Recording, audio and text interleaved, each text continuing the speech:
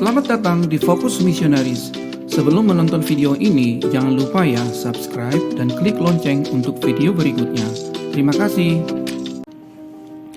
Halo teman-teman Kristiani, kali ini kita mau belajar dari seorang misionaris wanita yang bernama Charlotte Digges Moon atau biasa dipanggil dengan Lottie Moon.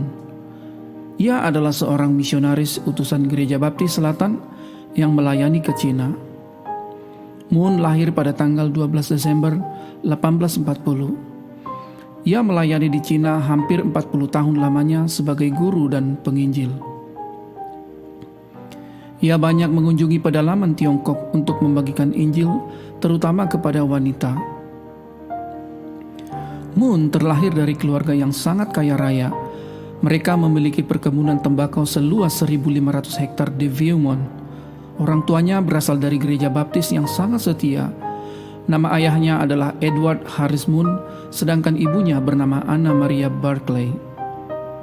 Moon adalah anak keempat dari 5 bersaudara. Ketika Moon berusia 13 tahun, ayahnya meninggal kecelakaan dalam perahu di sungai. Sebagai seorang remaja, Moon sebenarnya tidak terlalu serius menjalankan kekristenannya. Namun ketika ia mengikuti pertemuan kebangunan rohani di kampus John Broadus, di situ ia mengalami perjumpaan pribadi dengan Tuhan. Keluarga Moon sangat menjunjung tinggi pendidikan. Pada usia 14 tahun, Moon disekolahkan di seminari wanita di Virginia. Kemudian pada tahun 1857, ia melanjutkan pendidikannya di Albemarle Female Institute di Charlottesville. Moon adalah wanita yang sangat mahir dalam beberapa bahasa.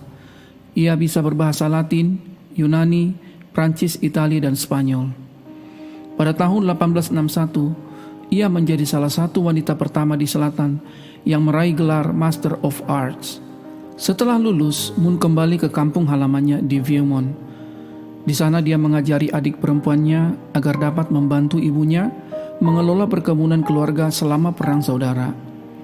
Setelah perang berakhir, dia memulai karirnya sebagai pengajar di Akademi Perempuan pertama di Danville, Kentucky.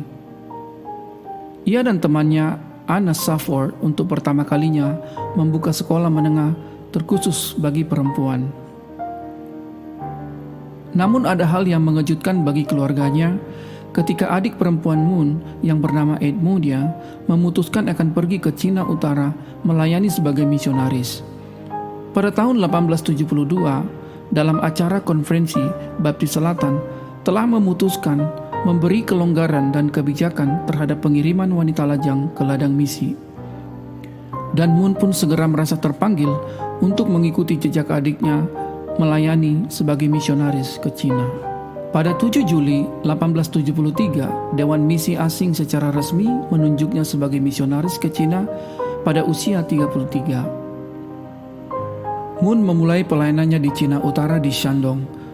Dia mengajar di sebuah sekolah, tetapi ketika dia menemani beberapa istri misionaris berkunjung ke desa-desa yang jauh, akhirnya pada tahun 1879, Moon menemukan panggilan yang sesungguhnya, yaitu sebagai penginjil, membimbing orang-orang beriman kepada Yesus, dan membuka gereja-gereja yang baru.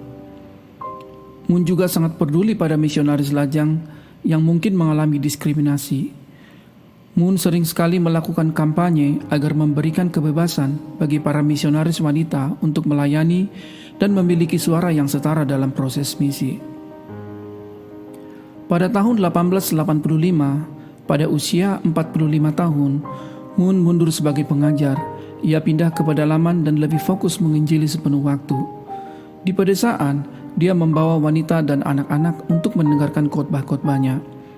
Pelayanan keliling di pedesaan memberinya kepuasan yang sudah lama ia cari. Dalam waktu singkat, orang-orang yang bertobat berjumlah ratusan jiwa. Dia mendorong kaum wanita gereja baptis supaya mengirimkan lebih banyak tenaga misi. Kemudian pada tahun 1885, Moon menjadi wanita Amerika pertama yang mampu mandiri pelayanan di Cina dalam kondisi yang seadanya. Moon mengadopsi budaya setempat. Ia memakai pakaian Cina. Dia menaruh sepiring kue di ambang pintunya untuk menarik perhatian anak-anak tetangga. Melalui anak-anak ini, dia bertemu ibu mereka. Seiring waktu, Moon pun diterima di lingkungannya. Dalam tulisannya, Moon berkata, seorang misionaris yang menetap di antara penduduk asli, yang pertama adalah meyakinkan mereka bahwa kita adalah manusia, dan kita adalah teman mereka yang memiliki hati yang tulus, lembut, serta kasih yang tidak pernah lelah. Sepanjang karir misionarisnya, Moon seringkali menghadapi wabah kelaparan, revolusi, dan perang yang sangat mempengaruhi pelayanannya. Pada tahun 1904, ia kembali dari Amerika. Ia sangat tersentuh oleh penderitaan orang-orang Cina yang mati kelaparan di sekelilingnya. Dia memohon agar lebih banyak uang dan lebih banyak sumber daya dikirim ke ladang misi, tetapi Dewan Misi tidak dapat mengirimkan apapun. Akhirnya Moon dengan rela hati membagikan uang dan makanannya kepada orang-orang Cina yang kelaparan. Pada tahun 1912, beratnya menjadi 27 kilo karena khawatir rekan-rekannya pun mengatur agar dia dipulangkan ke kampung halamannya. Moon meninggal pada tanggal 24 Desember 1912 pada usia 72 tahun. Pada saat kematiannya, dia sedang dalam perjalanan ke Amerika. Ia meninggal di pelabuhan di Kobe, Jepang. Tubuhnya dikremasi dan jenazahnya dikembalikan ke keluarganya di Virginia untuk dimakamkan. Penyebab kematiannya adalah malnutrisi berat.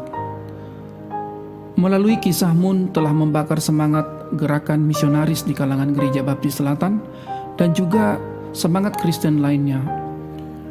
Untuk mengingat perjuangan Moon, Gereja Baptis secara rutin setiap tahun mengumpulkan persembahan Natal sebagai misi tahunan. Itu telah dilakukan sejak tahun 1888. Dana yang terkumpul biasanya mencapai 1,5 miliar dolar Amerika dipakai untuk pelayanan misi. Dan dana itu juga membiayai setengah dari anggaran misi Southern Baptist setiap tahunnya. Sekian dulu teman-teman kisah misionaris hari ini. Mudah-mudahan melalui kisah ini teman-teman mendapat inspirasi baru. Terima kasih.